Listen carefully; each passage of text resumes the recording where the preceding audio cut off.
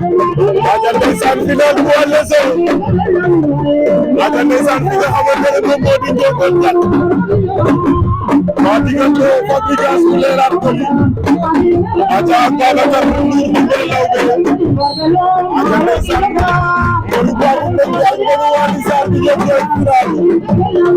aja ndeysaan le février 2025 ici à Ndiogou Diack aja ndeysaan maa ngi bëggee ndeysaan borom Ndiogou maa ngi bëggee naa la siyaar naa la maa ngi bëggee ma jël ba maa ngi bëggee ndeysaan sama président Sarr Mama Diallo Sène wax vice président lay bëggee di la siyaar aja ndeysaan Babacar daw na jëli ko Fabregas korose na ko waaw aja di bëggee naa di ndong borom Leral Coly la di ndong bëggee naa la siyaar naa la borom Leral Coly aja ndeysaan Mbaye Touré borom Njaajaan Olof maa ngi lay bëggee di la siyaar aja ndeysaan di bëggee Seydou Diouf waaw waaw jawaay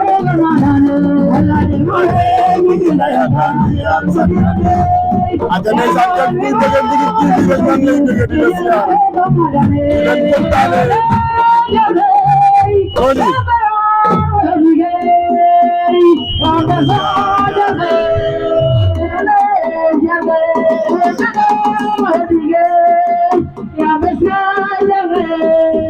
ale ongole jargaye te jomberan bayo dige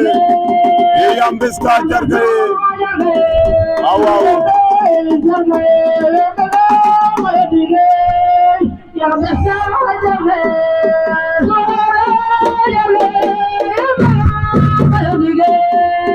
aja tonton Bouré maa ngi lay bëgg di la siyaar awaw aja di bëgg Grand Moussa Fall waaw Samba Thiam bëgg naa la siyaar naa la bëgg Bouba Titi Camara Fabregas bu Leral Coly wër na ko Babacar Ndour ba dig jigéen Babacar Ndour ba dig jigéen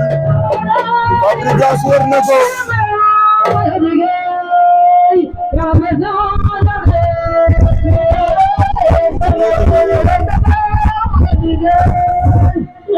aca ndeysaan